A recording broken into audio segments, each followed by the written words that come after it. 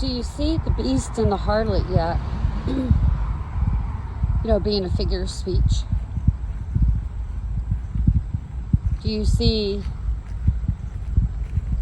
the stale old moldy bread that we were forewarned to watch for?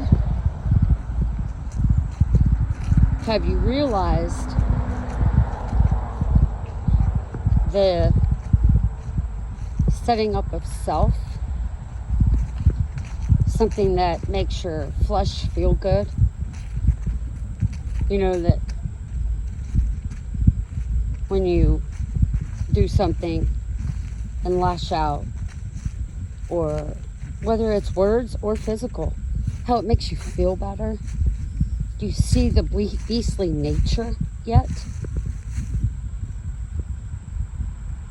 Many are deceived. They think that fleshly nature makes them powerful and feel better, when it's actually destruction to the land, the dust of the earth, aka what we're created of. It's speaking of us. We change and take the high road and do the right thing, or you reject it and you pay that penalty. There shall come a time when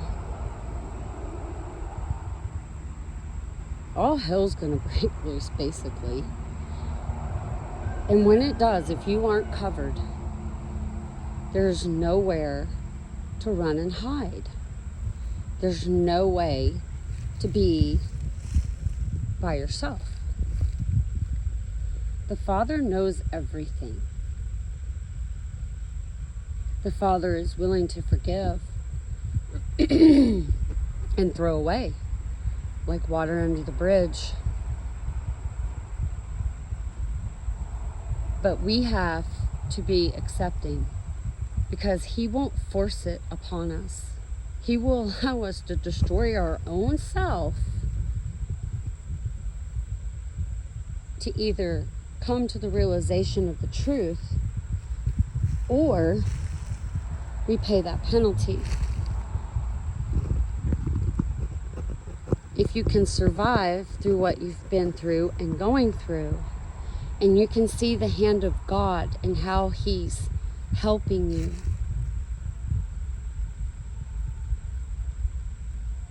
you have a testimony of how good He really is. You see, God's wrath, it's turning His face away for our own destruction, and Him holding us, and He still understands and knows.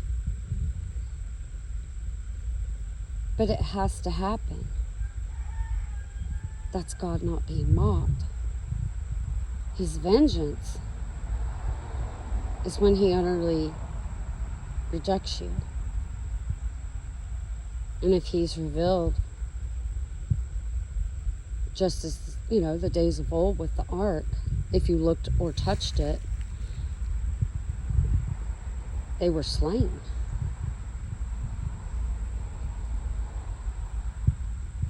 Those that were slain, that judgment,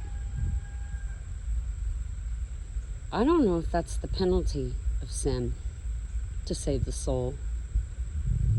We'll understand in time, that's for sure. He only reveals what is allowed to be revealed for the time and the season that we're in. And sometimes things are revealed out of season, but it's not to be given yet. But when understanding comes, you have discernment to know it is time. The evil and the wicked are used for the rod of correction. Many are a part of that and are deceived. Some know because they already know where they're going.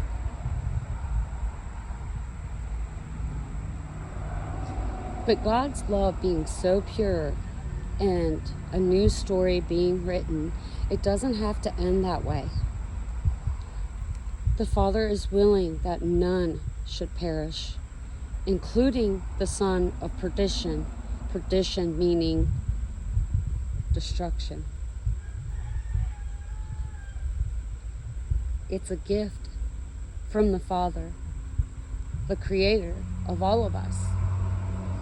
You know, I've heard some people say, oh, that Bible, that's not of God. Let me say, if you really believe that, don't you think God can use it for his glory and bless it anyway, no matter what? Wouldn't that be God not being mocked? Our words are very powerful. They can bring blessings, but can also bring curses, which is why we have to be very careful of what we speak.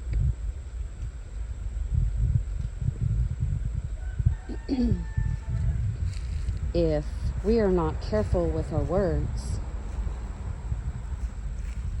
what comes out can be true. But if it is not in the will of the Father, aka none should perish, then it is a lie. And wrath being turning away to save your soul from the vengeance that's to come. And when people see this, men's hearts shall fail for fear, because there is a harvest between the tares and the wheat. Many are going to sleep, but the Father has a purpose for his glory for that. Maybe that's his way of protecting. Maybe it's not ordained for all to awake. So have patience and know in time we will understand why certain things had to happen a certain way. But in the end, the Father will win.